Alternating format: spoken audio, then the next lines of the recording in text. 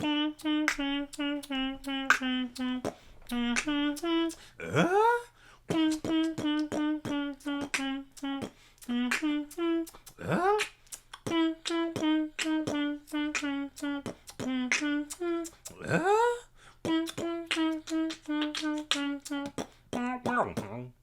man, what was that show?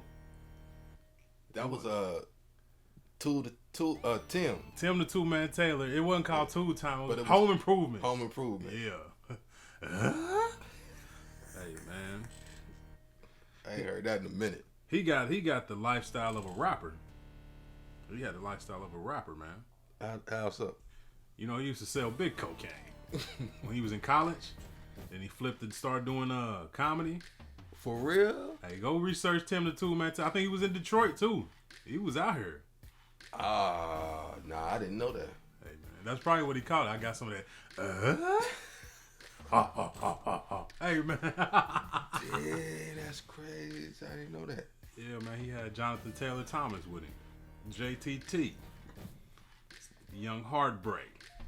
He used to be hella cheap. Jonathan Taylor Thomas, man. Hey, welcome back, man. We up here talking about home improvement and Tim the Two Man Taylor and Jonathan Taylor Thomas. The show done started, man. Tripping. This is Nomtombout Radio, man. We back for another week. Hope you're feeling good. It's about that time of the year where you bring out them clothes that's one size too big, man. This is the season for eating, candy. You got back to back, man. October full of candy. November is just eat-a-thon. Celebrate the land being taken by being gluttonous. Whoa.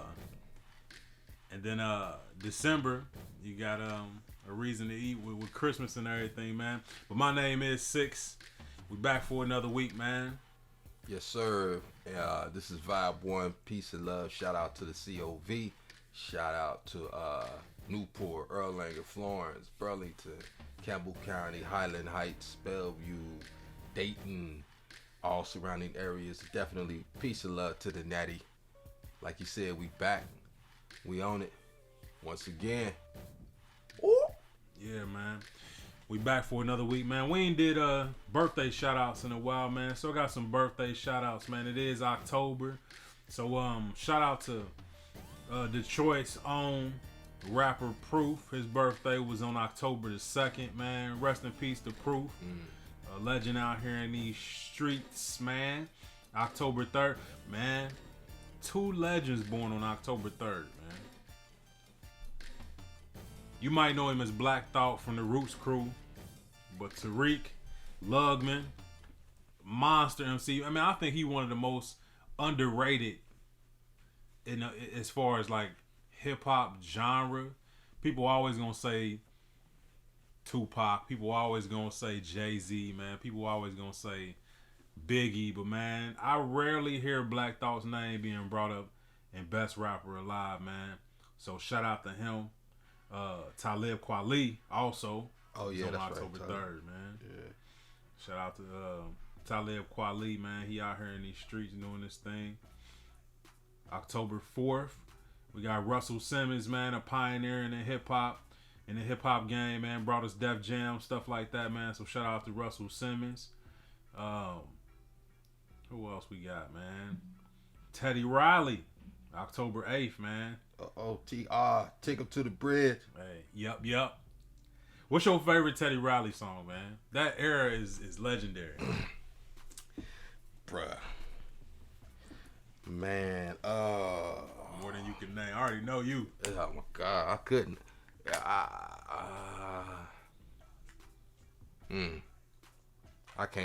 couldn't even tell. I would have to break it down by probably by the groups, or you know what I mean, or if you're just saying what he produced on versus what he did as a member of any of his groups. But his groups, as far as his groups are concerned, Guy's my favorite. And I would say, as soon as I hear I black out. Yeah. Or Groove Me, I black out. Yeah. Even Teddy's Jam, man. Teddy's Jam 1, 2, and 3. You hear 4? I heard 4. Yeah, cause 4 is when he went in. He went in on when he was beefing. Is that what you're talking about? Who was he beefing with though? Because he was definitely Aaron Hall and Chauncey of from Blackstreet. Blackstreet, yeah. Remember Chauncey from Blackstreet? He was black as the street was. Hey, Kanye lit him up for no reason back then.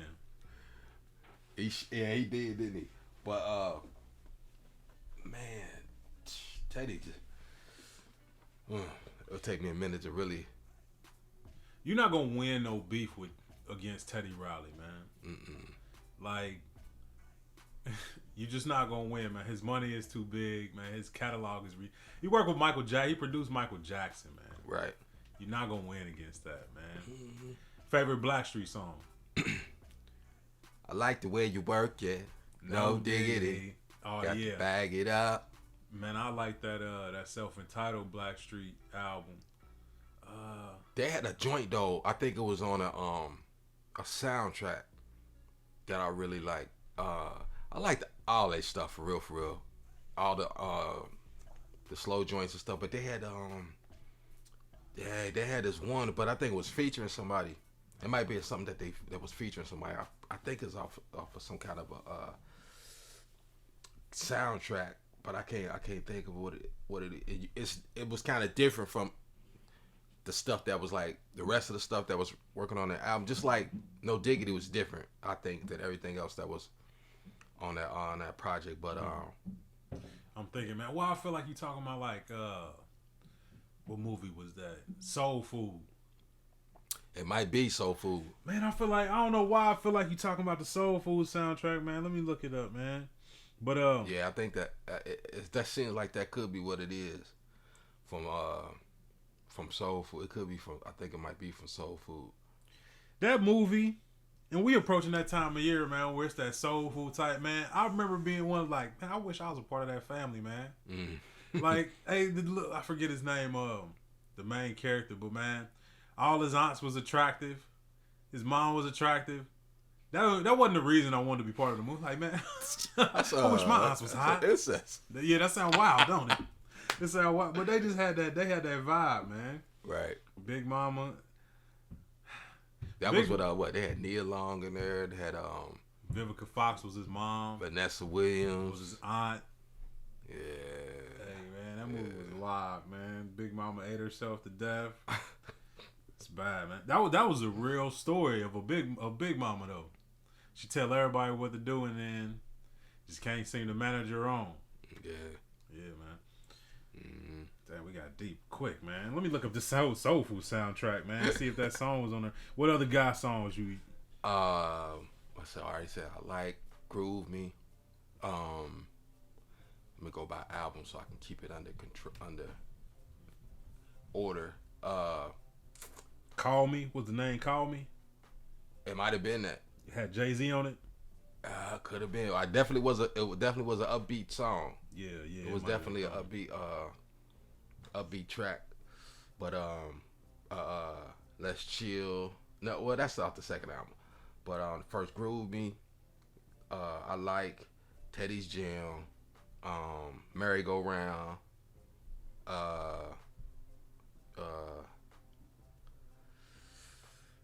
Gang of songs. What was the slow song on that one though? The slow song on that first album was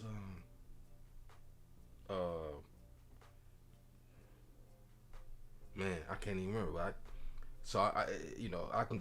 I end up going across projects, but like I said, Let's Chill, Tease Me.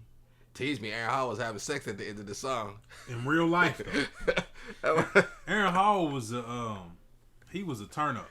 He was off the chain back then, man. Yeah, he was. He could not be himself these days. Bro, you know that song that he did off the what is that? The Eddie Murphy movie, I think. When he had Martin and all them. You shouldn't have to toot your own horn. We're talking about we do not know what we're talking about today. That is yeah, I just woke up from a nap, man. I've been up all day and I still don't know what it is. But Aaron had a song. No, it wasn't even that. It was before that. It was way before that. This is 91. This was Juice. He had that song. and I used to love that song, but I was like, man, is he date raping this girl? Oh no. Now I have you all to myself. You put the up on the shelf. He said, no need to run, no need to hide.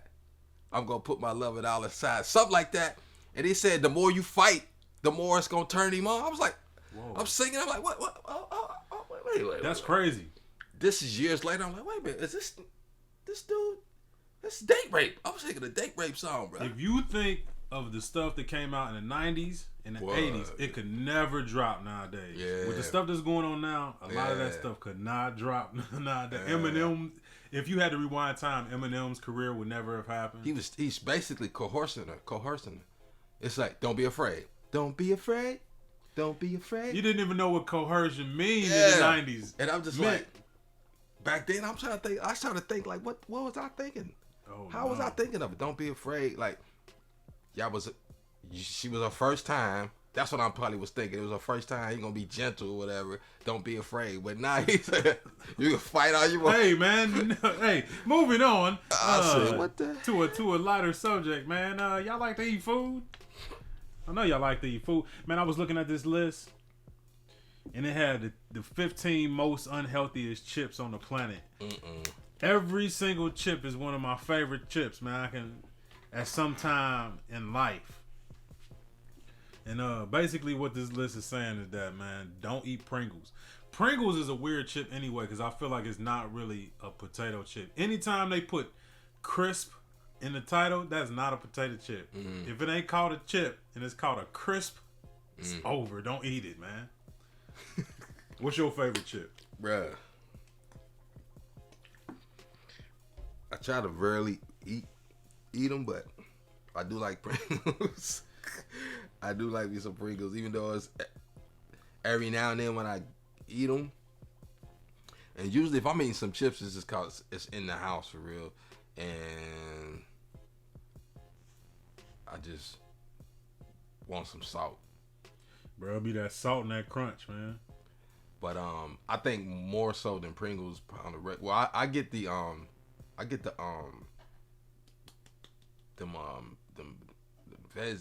veggie chips, whatever they call it, a lot. You like them? Yeah. They kind of base them as far as how they shape. They base them off of Pringles.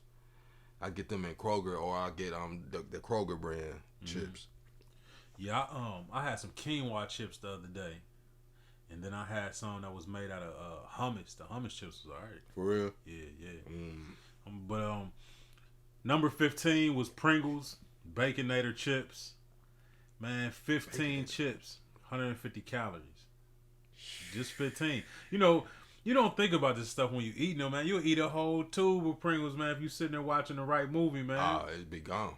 Cheeto Puffs is number 14. Got the munchies, it's over. Yeah. Man, it's definitely over. And that's 13. 13 Cheeto Puffs is 160 calories, man. Funyuns is number 13 on the list. I'm not really a big Funyun guy. Me neither.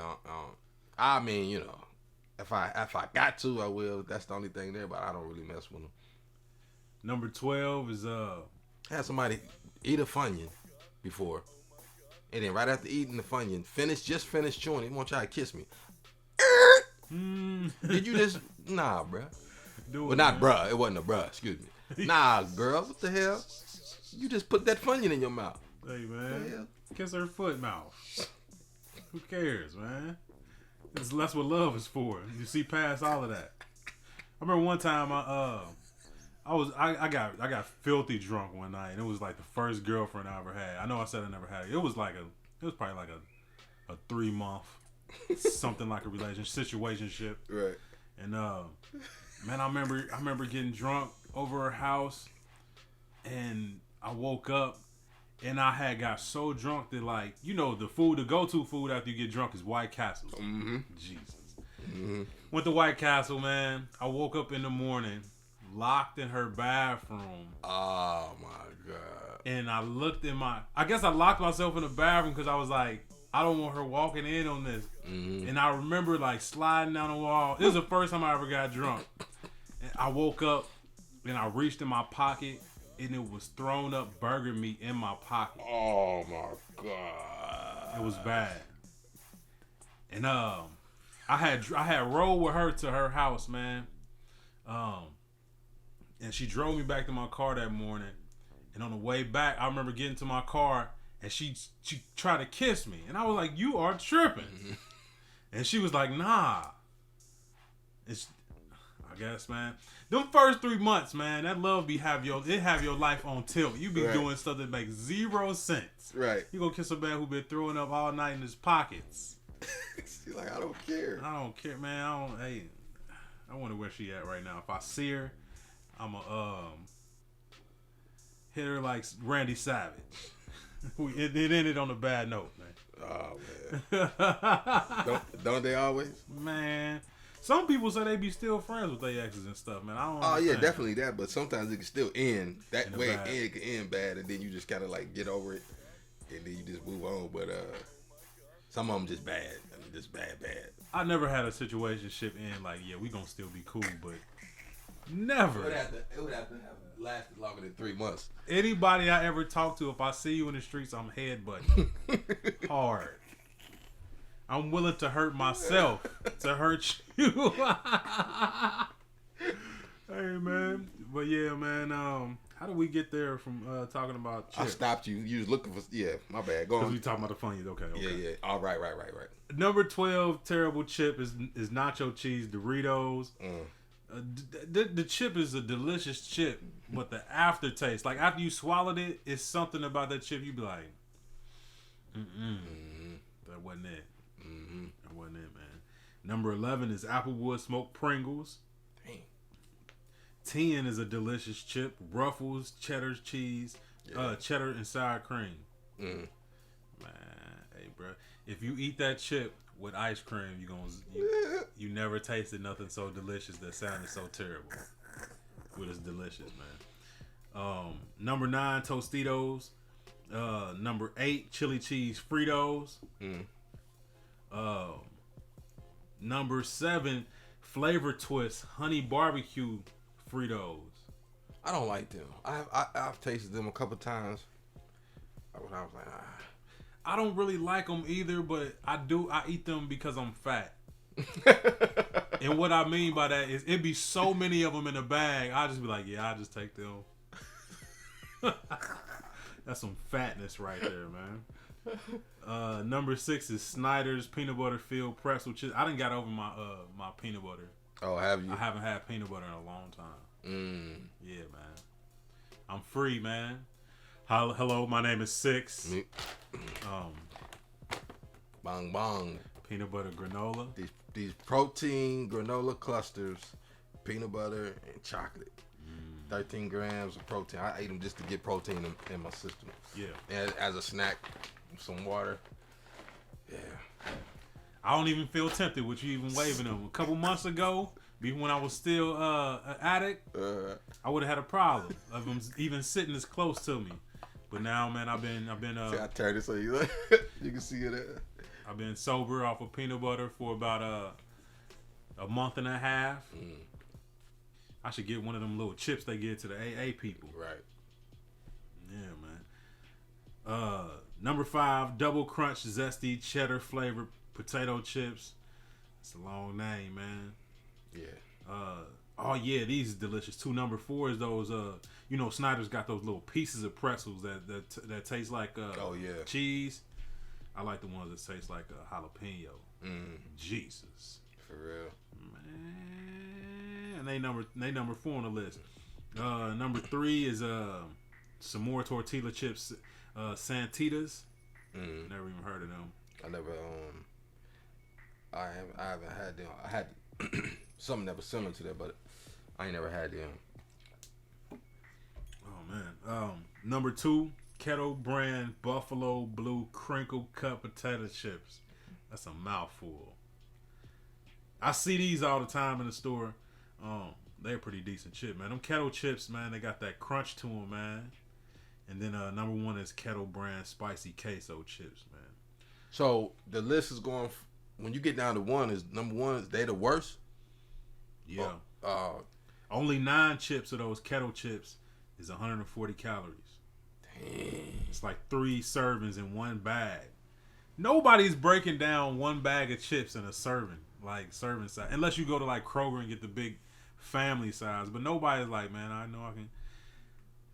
Yeah, man, it's bad. That's crazy. I always thought that, and that's me not doing no research, but I always thought the kettle chips was supposed to be viewed as like a more healthier chip or something. Man, they gonna tell you anything is healthy if they trying to hustle them shit, man. Right. Hey, let's make a mark of that time right there. Oh yeah, 20 minutes. That's right, about 20 minutes. That's crazy. Man, I was feeling so free, man. I just want to be free, man. What? But yeah, man. But I heard that potato chips and French fries is like the worst food you can eat anyway. Fried starch. Mm-hmm. Stick to you a different way. It's crazy how the stuff that's so bad for you be the stuff that tastes the best to you. How do they do Even that? the first time you eat it, like it ain't even like it's a thing where you have to. It ain't even like a thing where you have to like eat it a certain amount of times to get used to it. Like the radio keep playing the same song so you start liking it thing. As far long as I can remember, I want it. How about French fry? What you want? How about French fry? Yeah. Yeah. How about French fry? It's like my granddaughter, my oldest granddaughter, it's chicken nuggets and French fries. That's what she like. Chicken nuggets, French fries. And she knows what, like, if she sees what's on the plate, she knows, like, it could be something that she ain't never had before. Yeah. And usually, you know, a lot of times you give a child, you know, she's one, so you know you can give her something. Usually you can give a 1-year-old something, they gonna try it first and see what, like, oh, no, I don't want this. And it's the first time. Nah, she just moves everything, boom, and grabs what she knows is like, oh, it's like, oh my God. So it's like, it's gonna be a struggle to try to get these kids, you know what I mean? Cause I eat, you know, I don't really, you know, I eat healthy as I can or whatever, but as they get older, if they already had these habits, it's gonna be hard to get them up off of it, boy. Knowing that we get to a certain age and then try not to eat the things that we used to love, why do we even give it to them as a kid? Because I know a lot of people who like, yeah, I'm going vegan, but excuse me for being late, I had to stop at McDonald's to get my daughter something. Right, it's just right. Why? Like, yeah, bro, we be stuck in a cycle of stuff, man. I was over my cousin's house today, and she was eating chicken legs. She had like baked some chicken legs, and she was just talking about like, man, I don't want to eat meat no more. Like, I don't even know why I'm eating chicken right now. Like, it smelled terrible to me. Like, it smelled like, she's like, it's almost like she could smell the farm that it came from. And it's just like, it's certain stuff that we just so used to that we just grab it. Yeah. People just end up grabbing packs of chicken, packs of hamburger, just make like hamburgers and stuff like that, man. It's in the fabric. It's in the DNA of American culture, man. It's indoctrinated in your system. We could just watch, and I say we as human beings, not as me and you, but like as human beings, we could watch a documentary of a daggone chick getting his neck snapped, cut off, and hit, and all kind of crazy stuff, and then it'd be like, ugh. But then we see it neatly prepared and glazed and all that. We ready to tear it up, and it's like, ooh.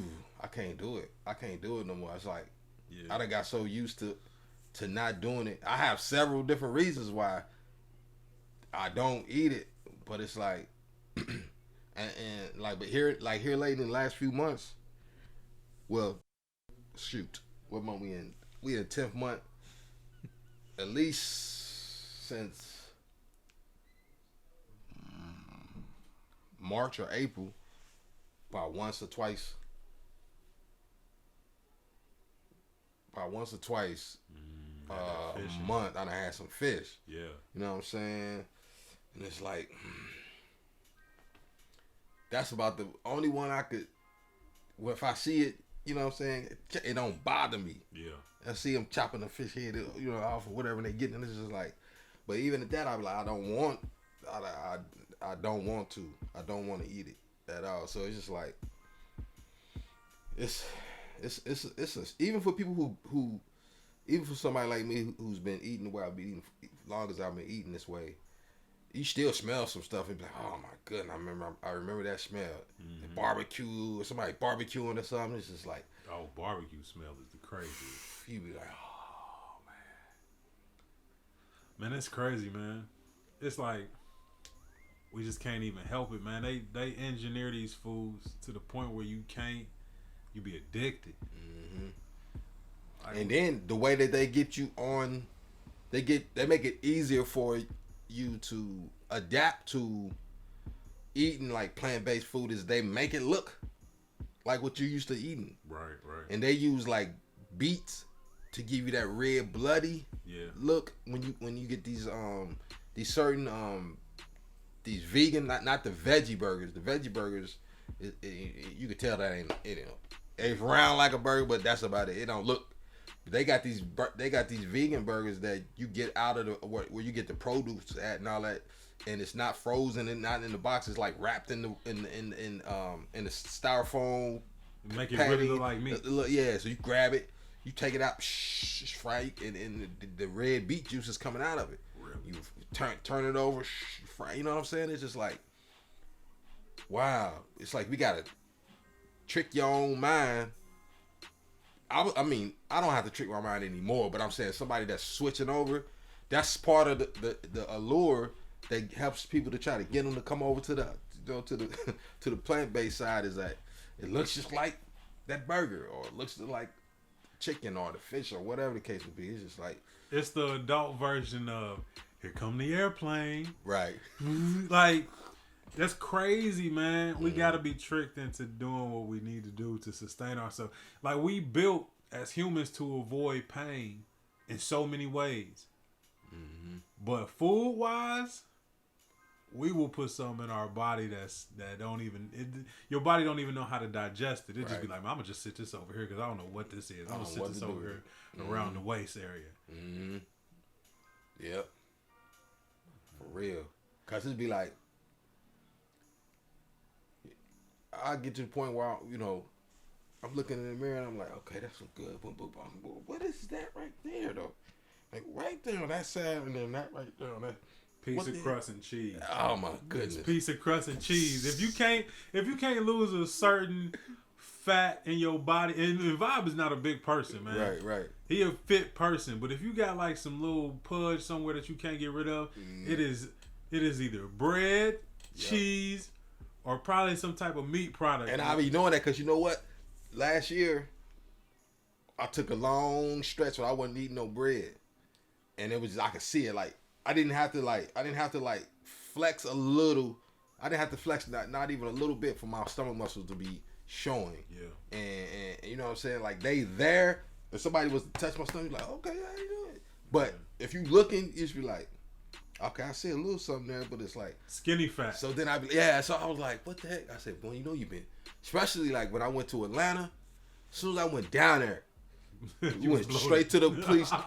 We went straight to the pizza joint, like boom, big old pizza, bro. 2 big old pieces. Me, Moses, and his 2 sons, killing it. Didn't finish it that night. Got it the next night. And I called. I'm saying, okay. I ain't had no pizza. I'm gonna go ahead and go berserk. And the whole time I was down, I was like, all right, leave. All right. Tried to do crunches. Got on the. I went to the gym and everything. It's like, hey, we gonna hang around a little bit, bro. You tripping? So I was like, all right, man. All right. So I just got to figure out. A system to where maybe I can't even say a week out of a month. Maybe like a day or 2 out of a month, I eat some bread or something like that. But it feels like it's the bread that, like you said, it's either that pizza dough bread or it's making a sandwich type breads. Yeah. That am I saying that right? Because I don't know. I don't think so. I don't think that's what it is. I think it's when I mess with that pizza, that cheese, like you said, and that sauce, bro. Cause that's the only other. I don't eat a lot of when I make spaghetti. I don't eat a lot of. I don't eat garlic bread with it too much. I don't really do that. I just had the spaghetti and the salad. But that pizza, Cause see what happened is it's probably the spaghetti. I don't know. Spaghetti is pretty much bread. I ain't had no spaghetti in a minute though. I didn't have spaghetti when I went down there or none of that. But I know I had pizza when I was up here. Yeah. Probably had pizza twice in that week. Yeah. Before I went to Atlanta. So I had pizza 3 times. Oh yeah, bro. You know what I'm saying? I had pizza 3 times in that week. So I knew I was like, man, you tripping. Cause I talked about X. I'm gonna eat some pizza. Hey, bro. Once a month at least. I'm gonna eat some pizza. That's just it. Whatever. Yeah. I double workout, whatever the case would be. But it has to happen. I'm not gonna I try to consciously if I ate pizza Monday, I ain't eating it on Friday. You know what I'm saying? I'm trying not to eat it for the next 3 weeks. That's good, man. Cause it's some people who, man, they was raised off of Little Caesars $5. Bro. They don't even know what a salad tastes like. Pizza is that's my favorite food. Man, pizza is my favorite food, but it's it's the most delicious devil that was ever created, man. Bruh. And you could put so much stuff on top of it, man, and just make it even that much better. Mm-hmm. Now it would be different if I was still hooping. I just need all it is I gotta. What I would do, all last year, and I lost a lot of weight last year. What I would do if I ate something with some bread or some like pizza or garlic bread or something like that, because I really like Noodles and Company, and Noodles and Company got these little bitty they really small garlic, not garlic. Well, they are garlic, but it don't really taste too garlicky. They got garlic, just the regular bread, or they got some with the little cheese. I get with the little cheese, and I be like, gotta work out tonight. Yeah, I'll work out in the morning or something. You know what I'm saying? And I would run extra. So I know what I could do to keep it out, but I ain't trying to. And what it would do is just go too far, and I end up losing too much weight. Yeah. I ain't trying to be 130, 136 no more. You know what I'm saying? I didn't feel bad at it, but I just felt like at a certain point I was burning too much, and then it just felt like I was messing with my immune or something. Because I got sick last year way more than I ever been sick. I mean, it could have been, cardio. Nah, I didn't feel sick from that, but I remember actually saying don't make sure you don't overdo it. And I wasn't feeling like I was when I work out, I wasn't feeling like I was overdoing anything. But it just be a delay. Sometimes it went from a food poisoning thing, I think, from Smoothie King. Me and my brother had this. Smoothie King. Yeah, I think he might have some, cause we was eating we was having the shakes that had the smoothies that had the vegetables and all that with the fruit and all that. So if you dealing with that stuff, if it's been sitting too long, it's kind of on the back end of it, it might be about to go bad. I think they did. I think we got some bad veggies, and he got messed up. I got messed up. So in turn, when I get sick, I don't eat. My body's like, I don't want. It's just water. Yeah. So I'm losing then. But so then I come up out of it. Then it's and the ex was telling me something about something around the side of your face, some kind of nerve, something that if it gets over, I can't even give y'all no medical terms, none of this stuff. What you mean? But it was so I was having toothaches. Yeah, out of nowhere. Like a lymphatic system. But it's maybe that might be what it is. That might be what it is. I bet you it is. That's probably what it is. So I had toothaches 3 to 4 times last year. And you know what I mean? And one at the beginning of this year. So 2 times last year, 3 times last year, and then 1 at the beginning of this year. So then I was like, let me back off. So I backed off on how I was working out. So I was doing more. Now I do more lifting. Yeah. Now I'm trying to get these gains in my powerlifting and all that type of stuff. And I still will every other if I go to the gym today and I don't get on the treadmill, the next day that I go, I get on the treadmill. But I won't go for 30 minutes or an hour. I won't over burn, because I was over burn, and then get out there and then lift, and then do stuff like my little stations, which is still burning calories, because I'm going straight to the next session. Building muscle, burning, building muscle, burning, building muscle, burning, and you know what I'm saying. So now it's just like I'm taking my time when I first get there, and I might get on the treadmill to go half a mile just to get my body loose and the joints lubricated. So you feel like you was getting two-faced, because what else did X say? He was just saying something about over burning, like what he did to himself, but he did it at a different way. He was working out, and then he was like, he was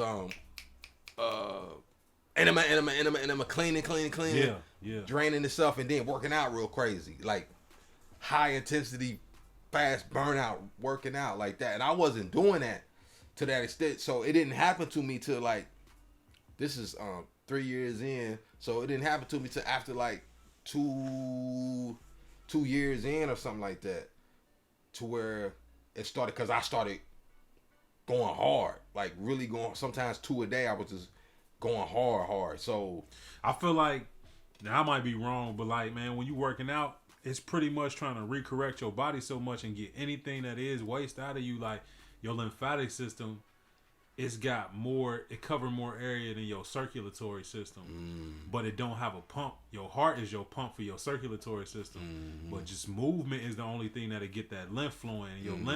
Your lymph system is pretty much your sewage system for your body, and the only way, like they say, to like get your lymph system flowing, like get on one of those trampoline rebounders, or run or walk, because just your feet hitting the ground is what's pumping that sewage up out you, all your toxins and everything like that, man. And see, and that's what he said. He said, well, whatever weak part of your body, it's going to go there or come out, because that's where it's not circulating. Yeah, so if I had it where there was a tooth there, but it ain't a tooth there no more, it would hurt right there. Yeah.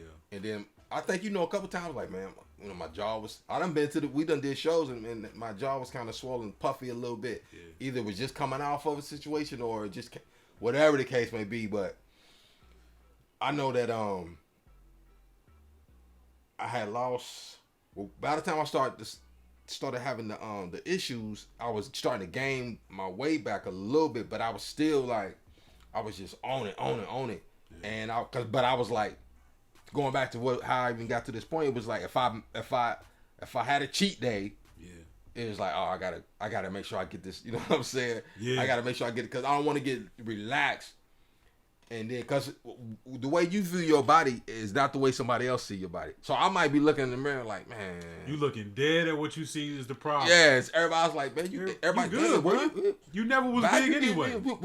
So I'm like, somebody could be saying like, say like my uncle, dang, bro, you getting da da da. I was like, oh no, nah, it ain't.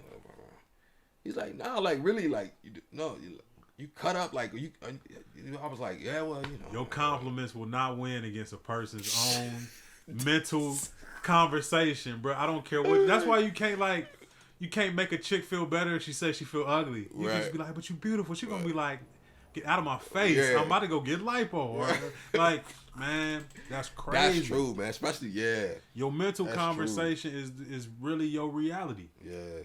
Yep. It's what you projecting to be your real reality, man. That's why what you say to yourself is so crazy, man. What do you think your mental conversation is? Do you think it's like, how do you speak to yourself? Is it like, hey man, you a bad mug, like you know you can do it, or is it like, man, you could be doing better, you suck, like, right? Which one would you say you lean more towards? I lean more towards bigging myself up. Really? Yeah. That's crazy, bro. Cause I lean more towards like, you try, like it's a bad mental conversation, and it shine through. You can kind of tell what people's mental. Keep that in mind, and then look at people, and you can kind of see it. It's gonna make itself known somehow or some way. Right. I seen this lady. She asked that to Puff the other day, Puff Daddy, because I'm sure we all seen it's his video of Puff Daddy Diddy, and he was trying to get a deal with MTV. You ever seen this video? and he hang up the phone. He like, I'm a beast. Oh yeah, I cannot be stopped. Yeah. They played that video clip, and then the lady was like, "So what is your mental conversation? Is it more do you beat yourself up or do you big yourself up?" And when she said, "Do you beat yourself up?" he just looked at her like, "You tripping?" Right. Like he's like, "My mental conversation is like, you the baddest MF. You could do it. Go Puff, get him." Like, right. And it's crazy because I feel like people with a more positive paradigm, mental standpoint, end up succeeding more in life because that's really the fuel to get you through it. Yeah. And you projecting, your world is being projected different. Mm-hmm. Yeah. Yeah. I feel like it's crazy, man. I if there's something that's going on in my life, or there's something that I did that I have to self-check and hold myself accountable for, and if I happen to be looking in the mirror at myself when that thought comes, I laugh at myself. So it's that opposed to you ignorant, you stupid, you did this, da da da, and you's a fool, you whatever. I'm just looking at you like, I'm looking at myself like, now you knew that, you knew this is one of the options of the things that could have happened if you would have did that, and you went ahead and you did it, or if you didn't do that and you didn't do it anyway, and now look at your circumstances. I just be like, yeah, silly mug. And then I, wash my hand, run that water on my face or something like that. But I never have the conversations where, yeah, you do da da da. It's just I feel it. Yeah, I feel it. I feel like when I was young, I could tell that, I have respect from people, but at the same time, there was times where people would hate on me. Let's say not getting picked up to play basketball, right? So I know that everybody that dude just picked up on this team, I'm better than everybody. I'm better than him, but he picked him up because he has an issue with me, or because he can see your aura in a way. He knows that you have self-confidence, and he probably didn't. Yeah. So he like. Yeah. In his mind, y'all competing on a different level that you probably don't even see. Exactly. Where do you think you got that confidence from? How was that built? Oh, man. I think that and then I'm gonna tell you how I know it's built at this point in life. I think that early on at that point in time, I think what I did when I was young was I looked at my dad and I looked at my mom, and I see the things that they could do. Although they had a lot of issues with each other, I could see the strengths of my dad. I can go watch my dad play softball, and he be killing. And then somebody say, your dad been like da-da-da since he was da-da-da-da. I heard stories of my dad fighting and beating up people, or being fast and quick. I heard stories of my dad being able to dance. I heard stories of my mom being able to dance. Well, I seen my mom dance. I heard my mom sing. So I saw that at an early age and realized, that's why I like to do this. That's why I like to do this. That's important. Yeah. Now keep in mind these conversations we having, I feel like are micro versions of not only the black community but people in whole. If you look at black people, it's black people as a whole don't really know where they come from. Right. So it's that vulnerability where you can be taken advantage of by somebody who maybe does know or knows that you don't know where you come from. So part of what built your confidence as a kid is knowing where you came from. You hearing these great stories about your parents, a direct descendant of what you come from. Right. So go ahead, it's building worth inside of you. Yeah. So like even like my mom and my dad's upbringing, right? So like my mom felt a certain way about how she was brought up, and felt maybe unappreciated at times, or I'll just say unappreciated. So I'm gonna have to keep going, trying to find the word. Yeah. So she made it a point to make sure that she stayed tidy with her things in her area, in her room, with her clothes, because they didn't have much. People used to laugh at them at the family because there was a lot of children, and then it was like hand-me-downs, passed down, and all that stuff like that. But whatever she had, she knew that was all she had, so she took care of it. Now, I did the same thing. like I wasn't the type of child that all my toys was broke. You know what I mean? I kept my things in order to the point where my brother, who came almost 7 years later, got all my toys. Yeah. Who when is that heard of as a kid between the ages of 1 to 7 having a toy still? Like, you break your stuff soon as you get it. Yeah. Every other kid past my life, as after I was growing up, they broke their stuff. Their Christmas stuff was broke by New Year's. I feel like that's a reflection of self-love. When you love yourself, you love the things around you. Right. So, like, if your mom felt like, I read something, well, let me just finish it. If your mom felt like undervalued, or what was the word that you used? She felt unappreciated. Unappreciated. Yeah. Somehow, your mind is wired to, like, avoid hurt. So somehow she probably made a connection of, even though I feel undervalued, the things that I do have, I have to make sure that they taken care of. So just her keeping her space tidy, like you say, is building a self-appreciation. Because it's still something you can look at and be like, look how clean that is. Yeah, she like, still that to this day. That's why they say, like, a cluttered mind, it'll reflect in certain parts. Like, if you look at, like, somebody's car, if it's cluttered, they might have a cluttered mind. Or somebody's room, especially, like, if it's stuff all over, it's some type of mental clutter. But like, go clean up your house and you sleep different. Yeah. It's a knowingness. Like, when I was a kid, I'm not gonna say I heard negative stuff about my parents, but what I didn't really hear nothing. So it's a lack of knowing where you come from, and I really didn't have nothing to. Maybe if I heard some good stories or bad, it would make me be able to connect in a certain way, but I didn't really hear anything. Yeah. So it's that lostness almost feeling. Yeah. And the older that I get, trying to connect with where do I come from, who am I, I look back at these things and realize, like, I really wasn't tethered to nothing. Yeah. I'm not gonna say to nothing because my mom kept stuff in order. My mom is a great person, and she made sure that's the thing that she about, like, keeping stuff in order. And it's probably how she got to where she got, owning multiple houses and stuff like that. But, like, it's becoming clearer and clearer that, man, you pretty much control your own destiny, man. And somebody might not tell you how to get clarity and on where you come from or where you need to be. But that's just the unlucky thing, man. You know what's crazy? Now, this is just within the same household. I'm talking to my brother last week, and he's saying, because there's a portion of my mom and my dad's life that I got that he did not witness, and my younger sister did not witness. Yeah. By the time that they were of age, they were still together when my brother was born.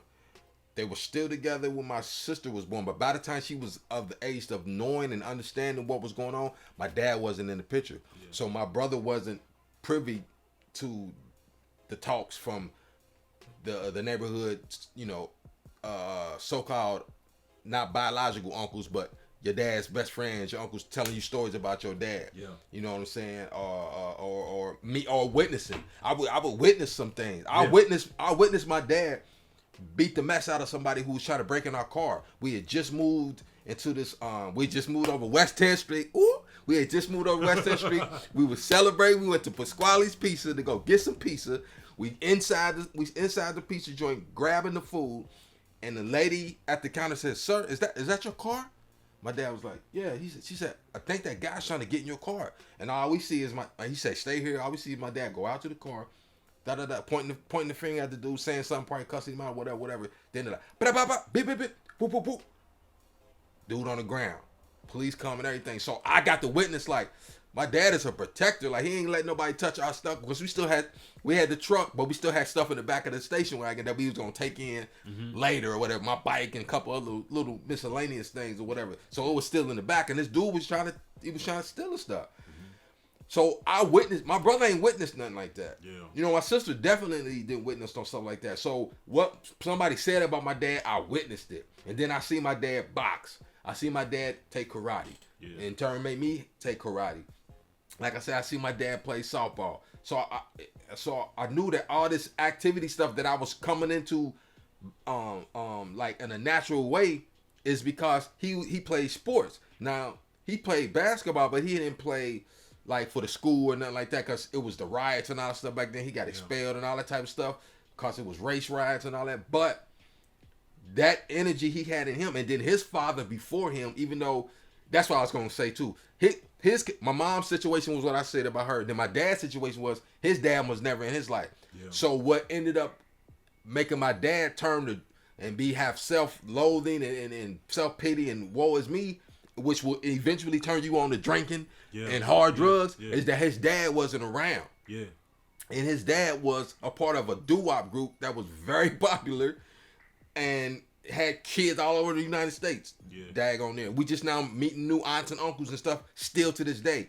So that's where I get my music from. And then I get my music from my mom. Yeah. And then my dad's mom she was a dancer. So all of that dancing stuff, when they told me all this stuff, I'm like, I seen the poster of my grandfather, like they say he was the first person to play, slide across, be on the piano, then slide across the piano and then come off of the splits. Yeah. And then he did it at the Apollo or something like that. I was like, what? Yeah. And then they take me to my grandma's house, my great-grandmother's house, his mom, and I see the album covers. I see a poster of the group. I see all this stuff. So I'm like, this is why I like all this stuff. This is why all this stuff is in me. So once that stuff started building up in me, so around 8 years old, 9 years old, couldn't nobody tell me nothing. Even like I said, go back to the dude. Didn't want to pick me up on the squad. So my thought was, that's all right. When I get out there, we ain't coming off the court. Yeah. I got my squad. We go. We dusted everybody off. We win in the whole rest of the... as long as I want to be there, we going to keep winning. Because I took that and it fueled me. So I had to... at a certain point in time in life, sometimes you got to make people respect you. You got to make people realize the value of yourself, even when you might be doubting yourself. You got to have some inkling onto the respect that you feel like you deserve, though, man, and be mindful, because it might be somebody who listening who don't even know why they fighting negative thoughts, right? But I feel like your negative thoughts are directly linked to your output, man. Yeah. And you can think better, man. I feel like I've been addicted to thinking negatively my entire life. And I feel like I probably missed out on some powerful stuff just because of my own self-worth and the way that I view myself. Yeah. Yeah. The way you look at your body ain't the way somebody else look at your body. Right. Same thing mentally. Mm-hmm. People tell me how they feel about me, and if you got a bad mental conversation, you can't even convince me. I used to stop people when they was giving me compliments to be like, no, but you don't understand. I suck. Right. It's like I'm trying to convince you. Right. But it's all from not knowing self, man. Yeah. Yeah. This man, we trying to promote progress, man. We don't have no guests this week, man. We just talking about, man, building self, man. If you out there, man, they call it mental illness, but man, it's really about self-awareness and self-worth, man. Mm-hmm. Be very aware of when you drink. Be very aware of when you might use a drug, because what you're doing is you setting off a circuit in a loop of events. Mm-hmm. Notice that every time you drink, it's right after something where you might feel like your self-worth is low. Right. Or notice that when you smoke, it's every time you might be feeling down or feeling rejected. Mm-hmm. Notice that inside yourself, man, because you can stop it by stopping the loop. A lot of us are living in loops, and telling ourselves these same stories, and it keep us in the way we going. Mm-hmm. So my thing that I had to do, and because not to say I haven't had or I don't have situations or throughout my life, I had moments where I felt down. Mm-hmm. But what helped me get through it is what was awakening me as a youngster. Mm-hmm. So, and whenever there's trauma or there's a bad situation that's going on in my life, I turn to my gifts.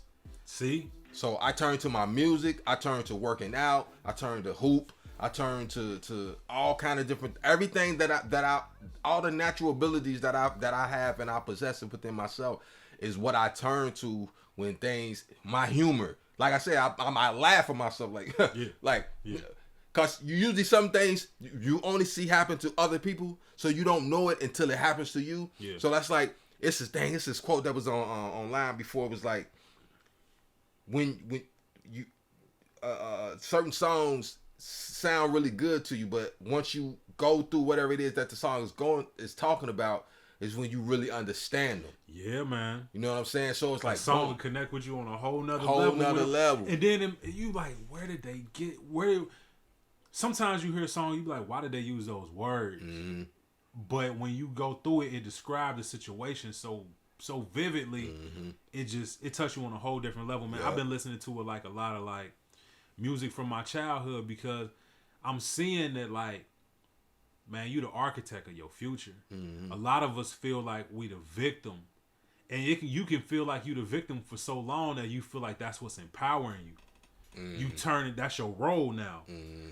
The victim mentality is looked at as a low place, but often the victim playing person is the most powerful person in the room. Mm-hmm. Because they know how to play victim and make everybody else they puppet. Mm-hmm. And manipulate through playing this victim role, which shows that you have more power than you say that you got. Oh yeah, it's crazy, man. Yep. I read this quote because this show today is about escaping fear, escaping the thought of worry. I've been dealing a lot with worry, but what I realized what's really happening is I've always been addicted to negative thoughts. So when I feel empowered, my mind starts to bring me back to worry to make it feel, to go back to what it knows. It knows. Mm-hmm. Nah, you used to being worried about stuff. So when I get to these points where I'm like, I'm not worried about nothing, something will be triggered and it'd be like, but what about that? Mm-hmm. And now it's pulling you back into that stagnance of life. Right. When you in a fear mode, you can't be productive. Mm-hmm. You can't be creative. Mm-hmm. And when I'm getting to the point where I'm starting to notice those thoughts and being able to stop them. You got to be able to see what your triggers are.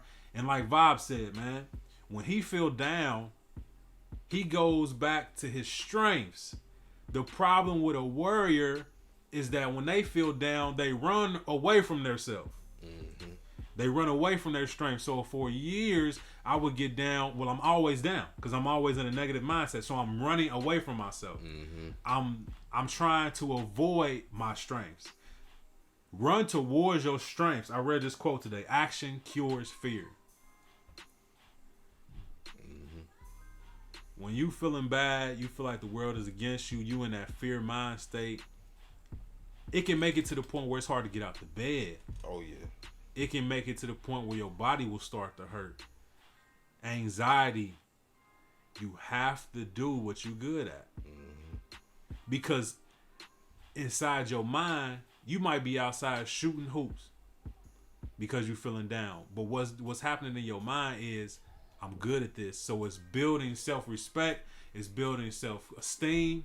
It's building that confidence that you really need to get through that situation, man. Mm-hmm. And that's the problem, man. It's too many distractions, too many things where you can run away from yourself with. Yeah. I think we in a time right now where it's about confronting yourself and searching for truth. Mm-hmm. Because that will set you free. It truly will set you free.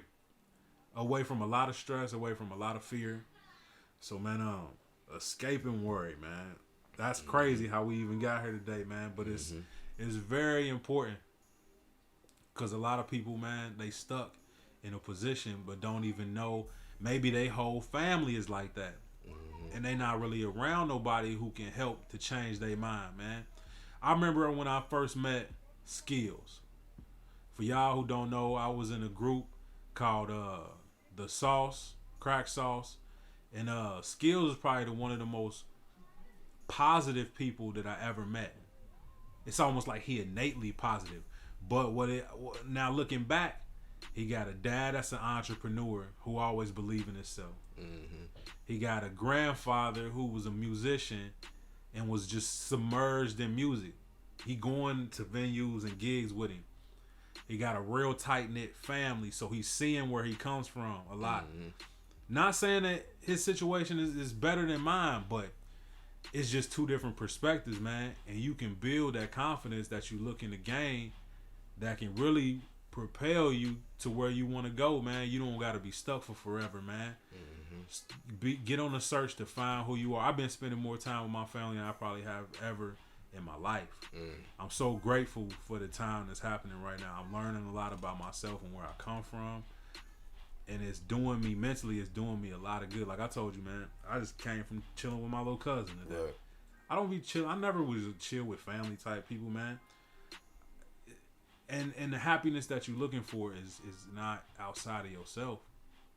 It's inside of you. A lot of times people use alcohol, drugs, relationships as crutches because they don't want to face themselves. But the thing that you're looking for, it had got to the point where the vices that I was using weren't distracting me anymore. They wasn't doing their job no more. That's when you know it's over, and you just gotta look at yourself to find your happiness, man. And it's about that mental conversation that you having.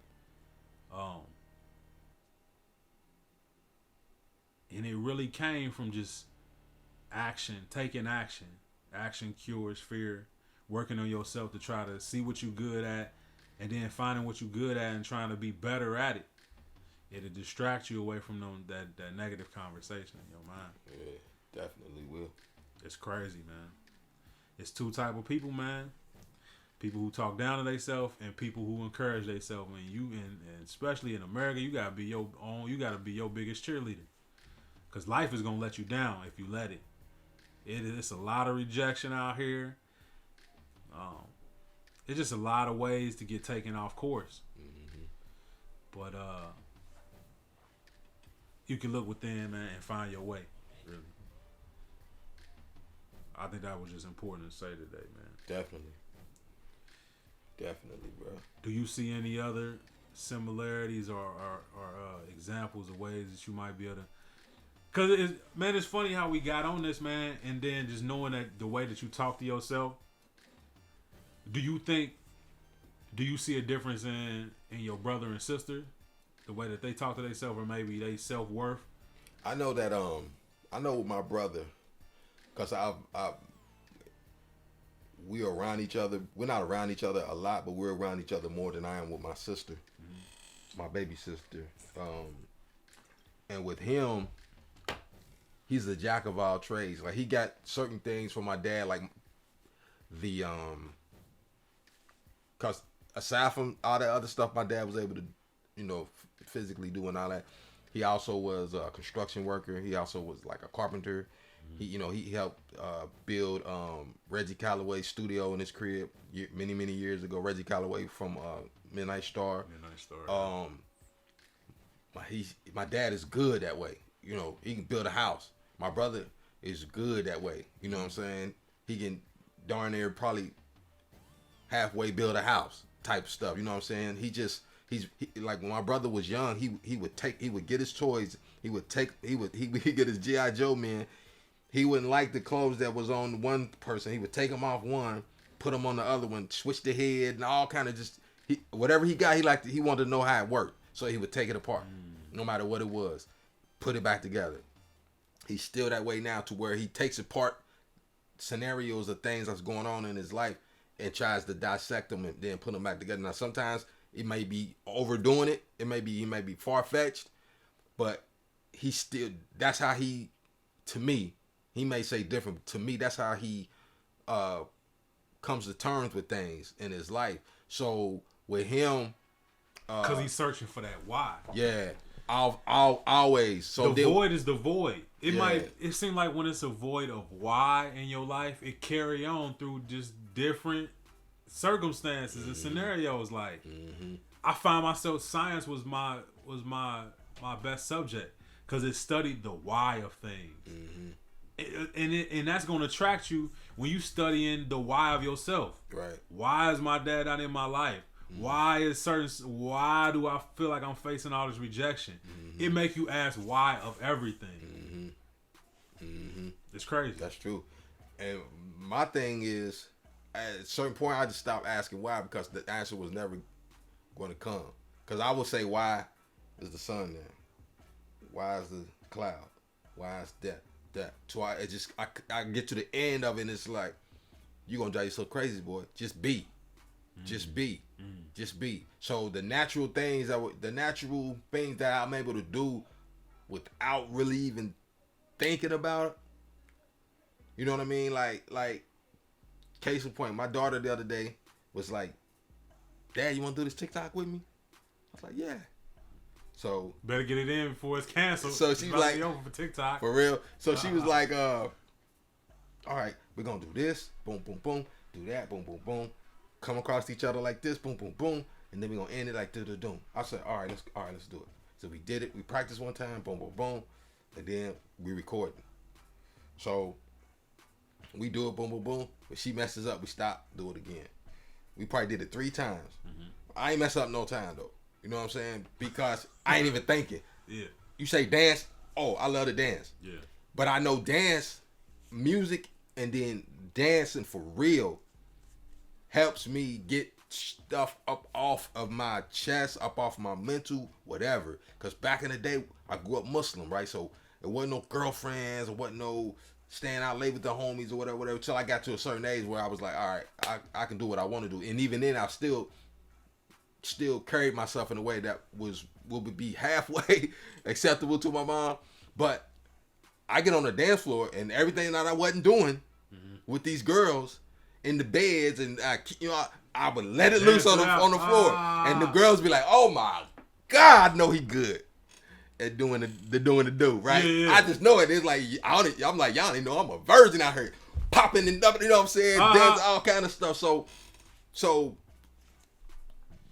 dancing is a thing to where it's, my daughter's saying that, oh yeah, it ain't even know, it's been a while since there ain't no reservations. You say you want to dance, you want to do this quick little routine, all right, what's the routine? Boom. It could be the new dances they doing. I ain't gonna do that one, that look a little feminine, I ain't gonna do that one, but let's do okay, boom, boom, do the name, bro. Yeah, I ain't gonna do all that, you know what I'm saying? But it's just, I don't know. But see, so back to my brother. My brother doesn't have that. My brother grew up under me. So as I grew up, people say, hey, Lil Khalil, your daddy should do da. He grew up saying, hey, your brick brother, boy, he did this, da. So he had me to look towards because of whatever he didn't get from dad. So now he's doing a lot of projects and stuff with dad, on working on his house and different things like that. They kind of getting their moment to where it's been going on probably the last few years, actually. You talking about like now as the like present? As of today, yeah, okay. Like it's what's going on now, because my brother's trying to get his house together to sell it and all kind of stuff. And my dad is helping him make things look better so he can bring the price up, you know what I'm saying, in the crib. So he's having that moment where I had these moments when I was young, you know what I'm saying? So he's getting it now. So the things that he wasn't able to experience. So that's what our conversation was last week. I had started saying something about that, but I stopped. But he was just like, yeah, see, there's certain things about like fighting or different things like that I don't feel a connection to, because, and I was like, dang, that's crazy, because I fought a lot when I was young, you know what I'm saying? And karate was brought to me from dad. My mom took karate too, but dad was really, really, really into it. So my dad would test me to the point where he started teaching at the community center in Covington, and we coming from our class that we go to as students, then come over to where we teaching, and he puts me in the middle of the floor and has everybody come at me as once I gotta fight everybody. So he sent this person, boom, boom, boom, and it's about getting your points in. If you get a clean punch in somewhere, that's a point. Yeah. Whatever. So pop. I'm fighting at least 10 different kids that I go to school with. You know what I'm saying? So it's like, he like, that thing with, people say, your daddy say, hey, you either do this or I'm gonna get you. Yeah. You had to whip him, I'm with you. It wasn't that thing, but it was like that thing, like, don't let none of them get no points off of you. So it's just like, oh man, okay. To the point where it wasn't a thing where I felt, oh, he gonna get me if I don't win. It was never that, because he never came off like that. He barely whooped me for real. Barely. So it was just a thing of, he got this confidence in me. Yeah. He put that battery in my back. So it's like I can't. So it's like I'm about to beat all y'all butt. And my aunt was in the class. It's a different confidence. Yeah, it's a different confidence. You got generations of confidence in you now. Yeah, so my brother was like... It's like, right now I got on this shirt that say Toussaint Louverture. And it's like, Toussaint Louverture, he led the Haitian revolt against the French. Mm-hmm. But what they said was that Haitian people called on the spirits of their ancestors to help them fight. Mm-hmm. It's the same thing. Mm-hmm. It's you got more power. You got generations of power working with you now. It's about energy. Yeah. Because energies don't die. Right. But go ahead, man. This is crazy. That's true. And that's what we got to do now, y'all. Yeah. Call on our ancestors, help us deal with these fools. We can call on people who ain't even dead. Right. We just got to unite and call on the spirit of each other. Mm-hmm. And then if we call on the spirit of our ancestors, you know how many slave ancestors are like, I'm down to fight. Right. Y'all ready now? My neck still hurts. Stop. Yeah. I'm sorry. That wasn't funny. But see, that was the humor. That was a painful moment. That was the humor. Boom. I might take this one off the radio. I might not let that part stay on the radio. What's the time on there? 110. I don't know if I'll be able to let them laugh at that. You know they're gonna laugh at that. You can't have that. My neck still hurts. Hey man, my great grandfather was hung. So, in recent, within the 1900s. He gonna visit you tonight in your sleep. So he know the rage I have in that. So like I said, I laugh at things so I don't find the families of the descendants of the family of the mudchuckers who hungry and do things to them. Right. Yeah, we're gonna have to take this off. Oh, this is deep. This is going on Spotify and Anchor and all that. It cannot go. But I'll say it all that to say my brother, he has all these and like he can rap. Like, but he never thought he was like, he thought he was good. He be like, boom, that's tight. But then he's not able to do this. Like, I'm grabbing my CD, y'all. I'm grabbing my cover. He wasn't able to do this. Hey, check me out. He was able to do it, but he wasn't able to self-promote himself because he felt like, I don't want to have to. Like, my brother he had that so bad to where if he doing a show, he don't want no space in between the songs to where he'd have to communicate with the crowd. Yeah. Go straight to the next song. Yeah. He just want the music to speak for itself. Yeah. Music to speak for itself. Go. And then I'm out of there. Yeah. That's how it would be. He'd be out of there. Bro, that's how I am, man. It's crazy. If one person that you looked up to or that I looked up to when I was a kid was just like, hey, you cold at that. Mm-hmm. It might be a whole different thing, but like, I had teachers telling me I was a living legend, bro, in like the 6th grade. Yeah. Like, seriously, like I come to school the next day. They say, how was the game last night? Oh, we good. We won. How many points? I had 30 and then 10 assists and then he say, you're a living legend. See, man, that's why I feel like what? I went home like, Mom, because I didn't know I didn't know what that meant. Yeah. I went home and said, Mom, today Mr. Sutton said I was a living legend. I laughed and smiled like I knew what he said. But what does that mean? She's like, well, you know what a legend is, right? And I was like, to me then a legend was a story.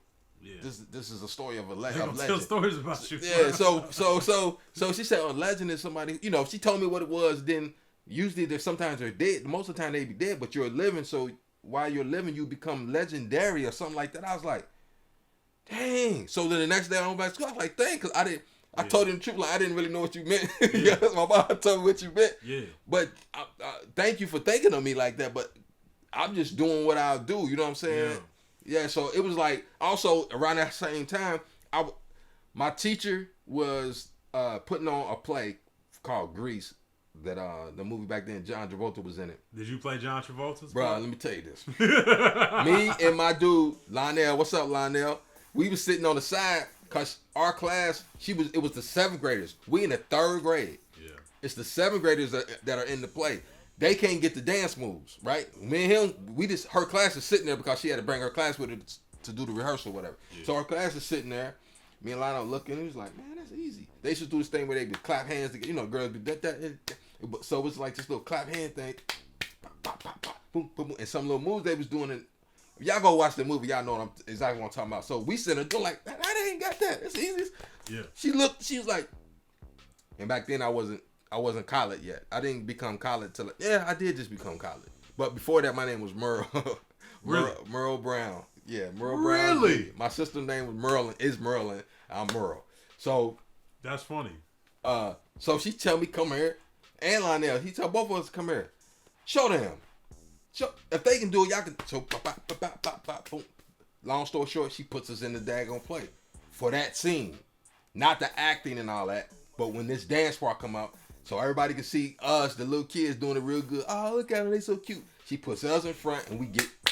Really, I think he ended up. Yeah, he still was doing it, going to town. So from that, they wanted me to be in Saturday Night Fever, another John Travolta movie. Now, I didn't play John Travolta doing the acting parts and all that, but the dancing that everybody knows him from, the white suit with the black shirt, I had a white suit. I had a black suit, white shirt, and I did the dance number at the end. You know, when they split like the Red Sea, bro. And I swear that's when I was born. That's when that stage dude was born. Cause I'm in the back, just waiting like them. They just like, just do whatever you want to do. I was like, okay. So I came out. So they doing their little numbers, the choreographed numbers. They spread, like I said, they open up like the spreading of the sea. I just come up and I'm walking up like this, right? Y'all can't see me, but I got my, like I'm shooting a gun. Yeah. I got my thumb up. I'm shooting my index finger shooting like a gun. Like, pah, pah, and I got my flyway collar up. I got my afro. Bow, bow, walking up to the front. And as soon as I coming up like strutting like this, people going crazy. They going crazy. So I just use that. Like you never can lose with a kid dancing, bro. You can't. So the women, all the day I was winking at them and stuff like grabbing the belt, boom, right, doing the move. So then I throw Michael Jackson. I start moonwalking, round off, backhand, back no.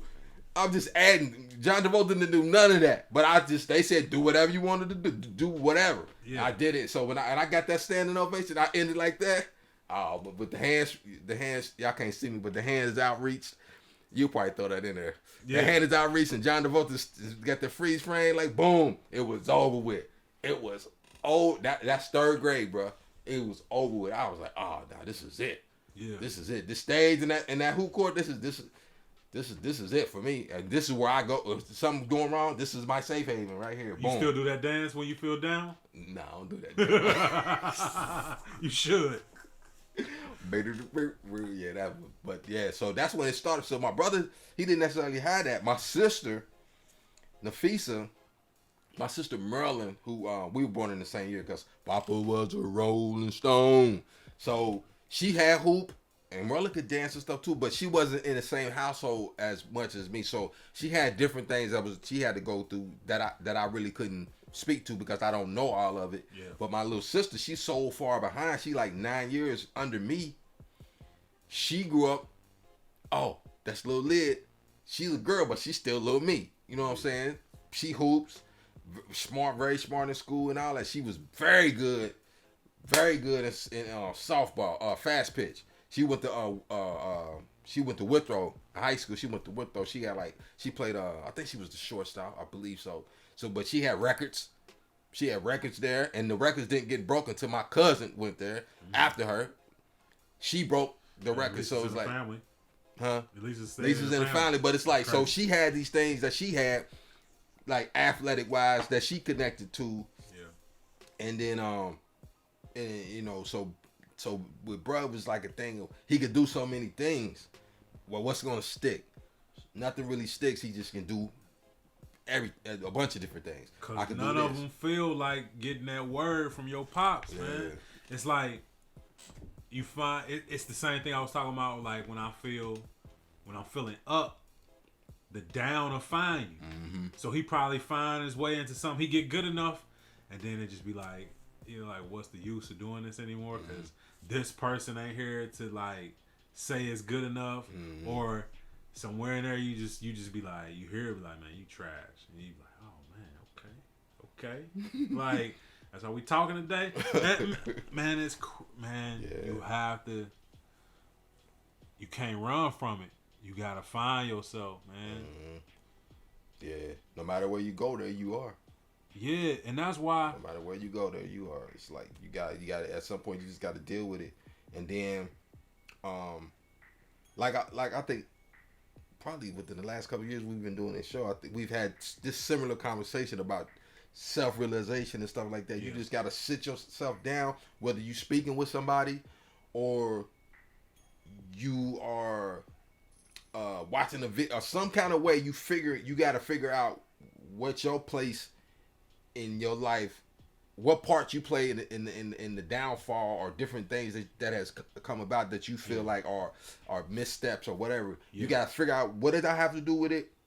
What I didn't have to do with it. Only deal with what you had to do with it. The other part that ain't got nothing to do with you, you can't hold on to that. Yeah. And you can't judge yourself off of it, because you can only control what you can control. Right. So once you're able to do that, then from there, a lot of that extra baggage you can alleviate. It won't even come through the door.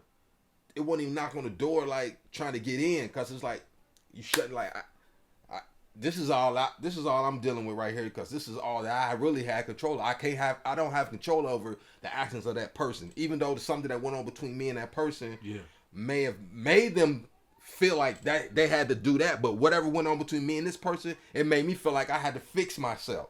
So I can't fix our situation without fixing myself. Yeah. So that other person got to fix themselves before we can come back and be whole. You know what I'm saying? Yeah. So I couldn't.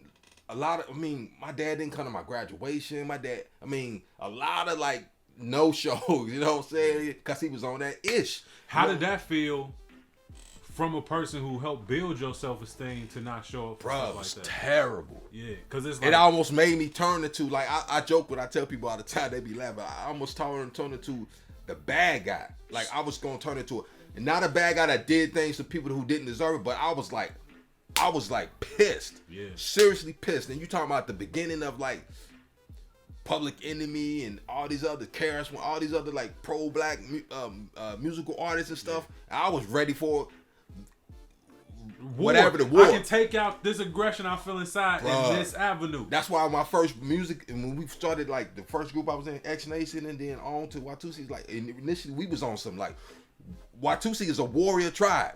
Right. X Nation, we was a group, a family, unknown nation, unknown family of people is what. So we strive to start learning ourselves through our history.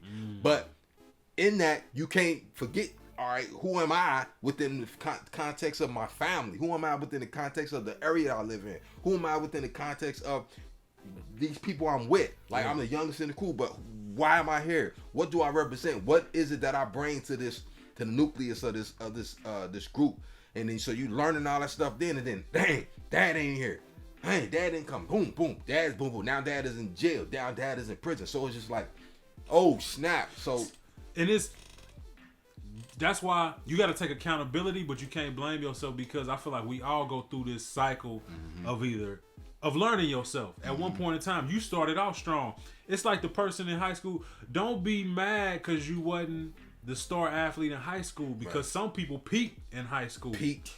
Yeah. But like what you saying, you had all this time of building your confidence, and then when you get older, that's when it started to kind of crumble, and you could have went left. Yeah. Because of those feelings of like last couple years of high school. Couple years of high school. It ain't never too late. Yeah. To build your mind. That's why you say you listen to stuff from your childhood, the music. The music. That's why I love Teddy Riley. That's why I love New Edition. Yeah. All these people, I escaped. I go up in my room, close my door, and I escape. That was your soundtrack of you bettering yourself and finding yourself, man. Yeah, exactly. Bro, you don't really like that song, man. You like that song because I remember I kissed the girl I really liked in high school, and this was the song that was out then. I remember, you can remember the kind of, I remember I had on Jabot jeans and a 6XT. Like, it'll just take you back to memories that feel good, them warm feelings, man. And that's another thing you got to do, man. Bruh, the crazier the world get, the more trends come back. Bruh, people have been sampling 90s music like never before, bruh, because now feels so trash that I need to reconnect with something that used to feel good, bruh.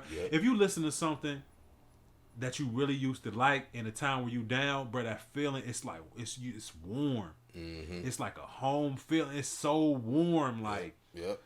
One thing I've been listening to lately is my childhood, man. My mom used to play the Winans a lot, gospel music, bro. And I've been listening to some of these songs like "Trust in God" and "Everything Is a Song," and the feeling is so warm. It feels so good, man. You really. That's another thing that I learned about Skills. Skills is a very consistent person. Mm-hmm. But he, how I want to say this, man. Skills cushions himself with things that make him feel good. So you gotta constantly be minding yourself and your attitude. Right. You gotta be like, okay, so where am I at? As soon as you feel like you slipping into negative, don't let it take you. Just go do something that feel good. Exactly. He'll listen to the same album for 3 years in a row, bro. But I start learning, like, man, it's something about that's centering him back. That's me, bro. It's balancing you back out. Bro. I got Don't Be Cruel. I got great. Well, I don't have the first Guy album down there, but I have the greatest hits. Yeah. All that sitting right in my car. When I need that, boom, boom, boom. When you need it. When I need it, I throw it in there. Boom. When I need it. When I need it, bro, it's in there like bam. Ain't too far. And then the stuff that I listen to today, like you said, it's if it ain't a sample from something back then, it's reminiscent. Yeah. It's I just put on my Facebook stories. I said songs that I'm listening to that I whip around to today. So it's like only Neo's only want you to love, only want you to love. That's got an old feel to it. I forgot. No, want nobody. Him and Jeremiah, and then SZA, Big Sean, which has Ty Dolla $ign, who I love. His tone reminds me of some from back in the day. He definitely got a 70s soul, man. I really dig, dude. I really dig him. Who else I got? But each song that I had in my stories, it's going to give you that feel of that nostalgic. You know what I'm saying? That nostalgic sound, man. It's just like boom. That's like when when I knew BBD was coming here, man. Yeah. I was like, oh yeah, oh yeah. I'm gonna go. When I come back from Atlanta, I had my whole week in my mind how it was gonna go. I'm gonna go down here. I'm gonna shoot these videos. I'm gonna have fun and hang out with my bro Moses. I'm gonna come back. God willing, that this plane don't crash either way, going down or coming back. You know what I'm saying? So I always gotta make sure that I don't just be like, it's gonna happen. Yeah, you know what I mean? You good, bro? Boom, boom, boom. So then I come back. I'm like, oh, I couldn't wait to go, and I had.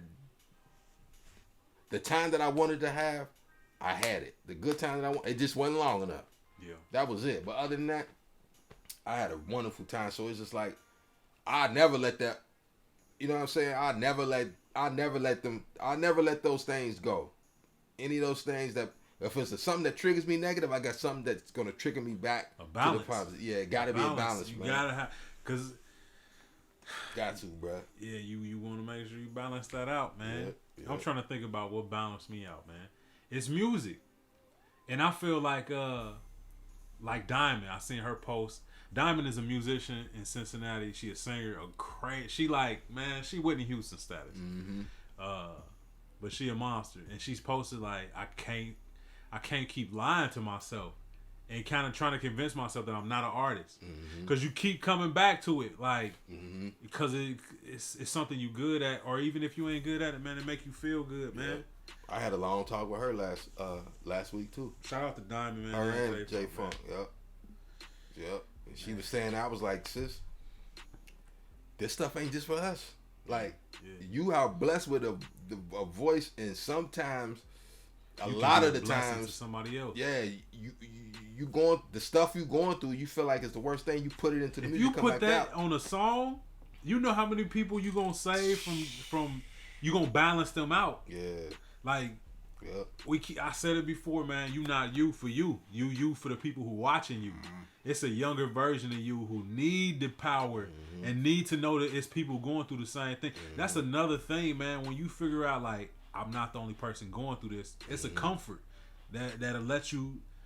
It lets some of that anxiety go off of you, and you can let some of that go, man. Because when you feel like you're the only person going through it, especially in this COVID time where you might be alone and by yourself with too much time to think. Right. Like when you just can listen to something or hear something and be like, I'm not the only one. It eases the pain, man. And the only way to really pay the universe back is to help ease somebody else's pain, bro. It's Yeah. like it's like we all giving each other massages in a single file line. Right. And the line's so long that it looped back around on like a donut. Right. Man, Yep. But I'm starting to learn that, like, man, you gotta give something back. You gotta pay your rent to the universe, and that's by giving good vibes away and making sure that the more we cushion each other with good vibes, the less bad people we got, man. Yeah. You can keep somebody from turning into the person they hate the most, man. I know I had got to the point where I felt so hateful because I was always thinking about the way I felt like I had been slighted. So those people who made me feel bad, and I told myself I never wanted nobody else to feel that way, I started being that person, giving off bad vibes. And your energy is more visible than what's visible on you. Like, so, man.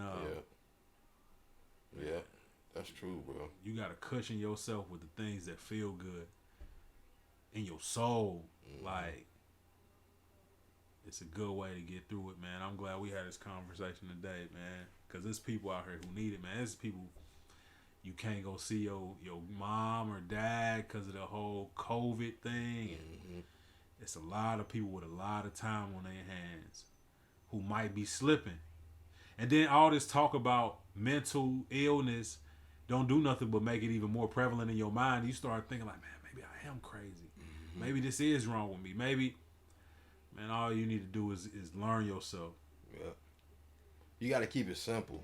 Keep it simple. You got to keep it simple, man. I have I got an album that's out on everywhere, y'all. But I think this particular song, this version, I got an extended version of the album on Bandcamp. The album's called The Maturation of Lil Roney, and I have a song on there, and it's talking about where you are right now is not where you're going to end up. Yeah. So, but there's a piece of this there's a piece in one of the verses is saying like you striving, you looking for basically everything that you want or you think that's just what life is about. You even when if you get there and you get it, all you end up doing is wanting the simplicity that you had once in your life back. Yeah. That's like we can't wait to be grown. Can't wait to get out of my mama and daddy house. I got to be my own. Then you like, dang, I wish I was a kid again. Yeah, because these bills and all this and that, being an adult. I got to post. I did another story on my post the other yesterday too. Called my man Carl Thomas song was playing and it had me thinking, and I was like, oh, what Carl Thomas song? Maybe in another life. Yeah. Bigger than, and he got to the point where it said, it's the cat. Yeah. We both desire. It's a game we need to. Catch 22. So it's like life. I put life in the middle of my face. Yeah. So decisions, catch 22. What I put? Catch 22, decisions, life in the middle of my face where you can't, and it's a video. It's not even a picture. I just got it sitting there. I got the video going. Boom. I mean, I got the music going, holding down on the story video till I get to that part where it says the catch 22. Bam. And I put, like I said, catch 22 decisions. Never knew he said catch 22. Yeah, he said it's a catch 22. Because in that song, he's talking about, he's trying to be with a woman who's with somebody else. She's in a family. She wants to be with him, but she chooses to go back to the family. So now we done put ourselves, How dare she? Yeah, she done came back. We done did the stuff. We love each other, but you got a family with this person. Whatever, you love that person too. So it's like a catch 22. Like. Yeah. I wish I never met her. That's the song. Yeah. So I wish I never met you at all because it's a catch 22. Period. Hey. Boom. But I took the part. It didn't get to that. That part had just went through. So I didn't want it to be about no relationship. So I wanted to just be life. Your decisions that you make can be a catch 22 in adulthood. Like it sucks. You know what I'm saying? But it is what it is. You can't go backwards. You can't go back into the womb. You can't go there. It's crazy being an adult because can't nobody save you. Right. Hey man, you know how good it feels to be a kid? It feels so good to be a kid that even when you grown, if you go to your mom's house, you be like, I'm going home. Yep. I'm going back home. If you live out of town, you be like, I'm going back home. Mm-hmm. Just because that's when people took care of you, man. You ain't had no bills. Oh my God. Yep. Yes, sir. I was thinking about putting on a onesie and wearing a bib just so I could stay somewhere free, man. What's that movie, Little Man, with the Wayans? Yeah. Grown man dressed up as a baby. Yeah. Hey man, being grown is no joke. No joke, bro. And they want they people who your bills, they want the money every month. Every month, how dare they? How dare? They tripping. Man, them must be rolling around, boy. Rolling around like a mug. Yeah, it's always the first of the month. It's always the first of the month, man. But yeah, man. Hey, this has been a super good show, man. Just about finding yourself, man. We always want to throw something out there that's gonna make you think, man. Hopefully made you laugh, cause we still promoting progress, man. This has been a good show, man. I know a lot of y'all out there celebrating, cause your boy Donald got, I call it Trumpvit. Your boy Donald Trump got the COVID. So yeah, that's happening right there. Yeah, I think that's just That's hocus. That's hocus pocus. It's hocus pocus, It's bro. just hocus pocus. That's hocus pocus. Yeah, man. So ain't nobody worried about that, man. But you can escape your worry and escape your fear by taking action, because action cures fear.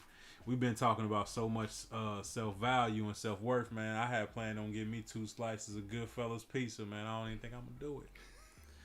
Because I already know it's gonna be bloatation and reflux. Flotation device. Man. Boy. But you know what? It's just, it's certain pieces you can eat that won't do that. I don't know if you like it though, but even, I don't know about, because I had some of theirs, and theirs is big old wide, cheesy. But even at like La Rosa's, which is my favorite spot, they got certain pieces, and you can get the thin crust. Yeah. You know what I'm saying? So that bread part, you can, it's just, I just try to drown it down with like salad. Right. But the salad and drink a bunch of water, man, and then because when I eat, well, that's crazy. When I drink, these are the things that probably my body has gotten used to, and that's the part of knowing yourself too. Yeah, is this La Rosa's never really sits on me heavy. Root beer pop never really sits on me heavy. I drink any other kind of pop, I was like, damn. You know what I'm saying? It'd be like, I feel heavy. I drink root beer because I've been drinking. That's my favorite drink. That's my favorite soda. Your body, like, we know what to do. Yeah, we already know what to do. This like, pop, pop, pop. Or they come, hey, fella, what's up? Hey, what's up? What's up, Kings? Hey, what's up? How you say you doing? So, and then with La Rosa's, but it's like if I do something else outside, that's what I do. Talking about keeping it simple, I stay within the parameters for the most part of what I do in life and what I eat. For the most part. Now, if I get out of hand, my body like, you tripping. But usually, what helps too is like the amount of rest I get. If I get a good amount of rest, definitely, my body will beat the mess up out of that stuff, and I can wake up back up like, oh, okay, it was alright. But if I only get like 3-4 hours sleep, yeah, I'm gonna be sluggish or it's gonna be sitting on me. Yeah. So make sure y'all get y'all rest, man. For real, like for real. I really learned that rest really does your body good, more than just cause you sleepy, you tired of what the body is able to work on itself and do what it needs to do. It's the repairing stage. Some of them jobs where it be a first shift, a second shift, and then the third shift come in and they just pretty much clean up everything that happened throughout the day. Mm-hmm. That's what sleep is, man, for your body, man. Yeah. It's your cleaning crew, and if you ain't sleep, your body really ain't cleaning itself out. Yep. Yeah, man. So, especially the older you get, I know if something woke me up at 4 or 5 in the morning, I'm pissed, because right around that time is when my stomach is really beating up whatever's going on. So now I'm like, now I can't even go back. Now I'm gonna have to go use the bathroom. You wake up out of your sleep and have to take a dump? If something wakes me up, yeah, like something else outside could wake me up, like a phone ring or something like that, or wake me up and like, now I'm up.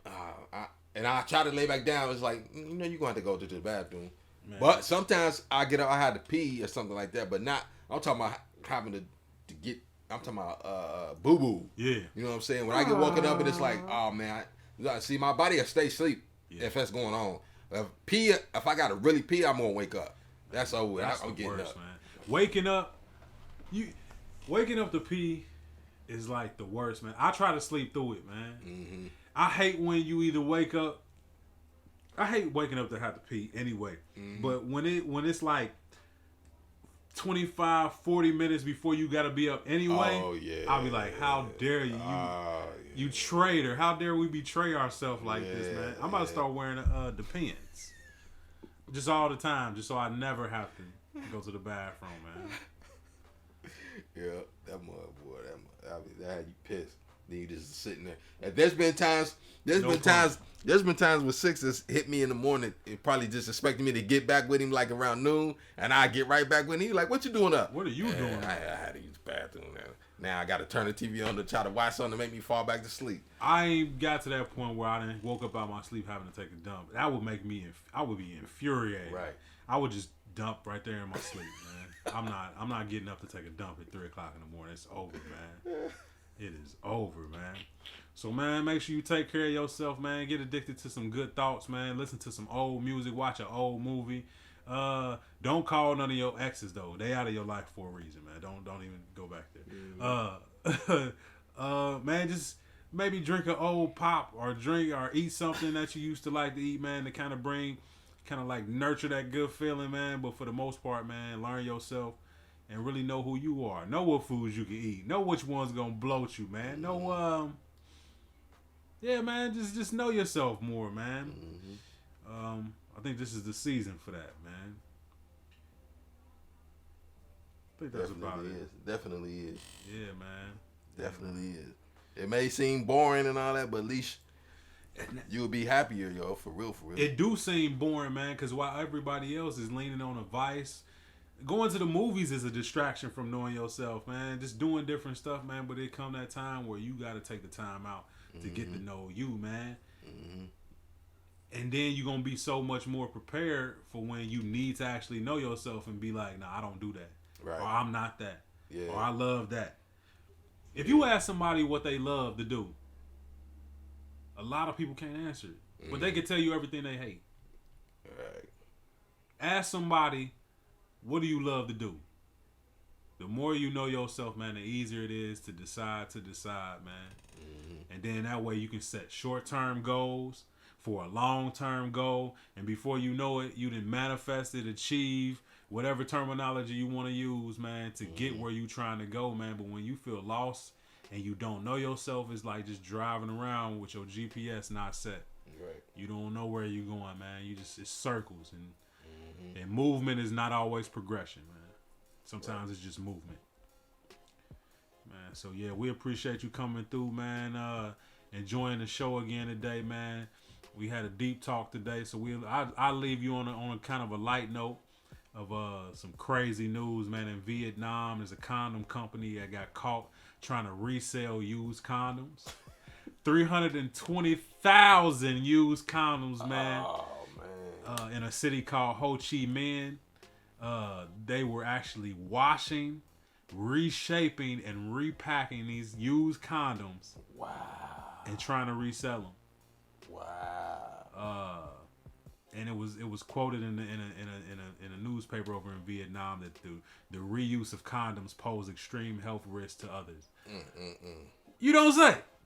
You don't say. You don't say. My thing is, they said it was one guy who was bringing back these used condoms, and where was he getting these condoms?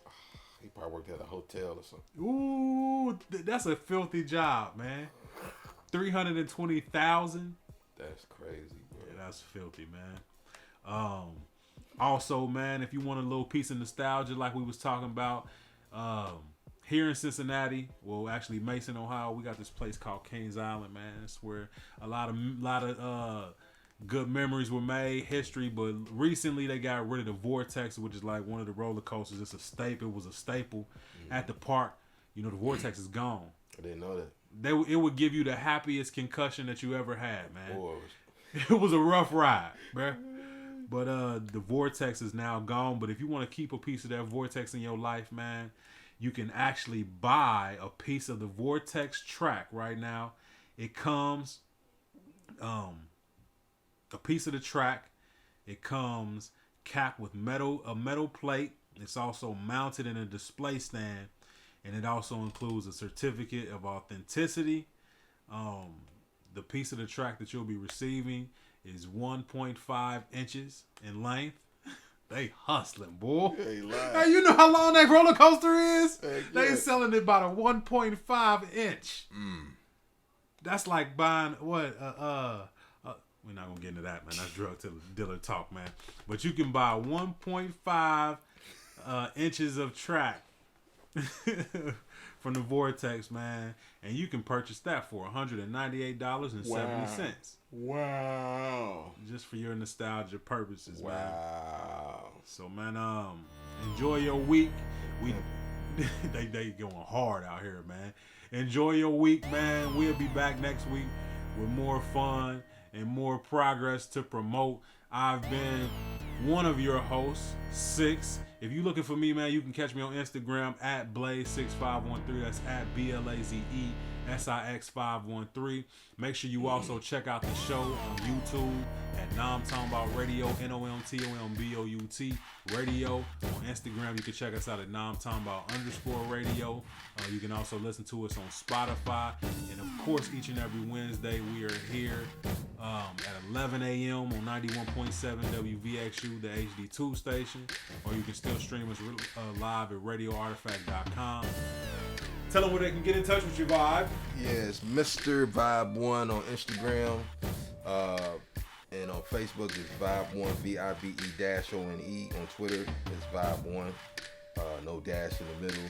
Also, the Watusi Tribe on Facebook. It's the number 7 Watusi on Instagram. I just dropped a video last week called Do Work. Shot by Mitch Mo'ography down in Atlanta. It's off of a project called the Sun Vibe Project, which is brought to you by Sam, Sun, Zulu, and myself. We will be dropping that thing sometime this fall. Definitely gonna drop another video first before we drop the project. But make sure y'all check that out. I got it all across my Facebook. And it's on Instagram as well as YouTube. On the YouTube, just put in Vibe1 Do Work, and you will find it. But that's on my ESAENT page. That's on YouTube. Yes, sir. Yes, ma'am. Peace. Yeah, man, we out, man. And if you need some of this gear, man, you know I got a type-ish gear. I also got these shirts, man. I'm making a lot of shirts that I like, man. So if you need the Toussaint Louverture shirt, let me know. Hit me up on Instagram. I also got the Obviously Invisible shirts. I got the Voices in My Head shirt. Anything that comes to my mind, man. I'm just a creative, man. So I always gotta create some form of fashion. Yeah, man. We have more news for you next week, man. Appreciate you. Goodbye.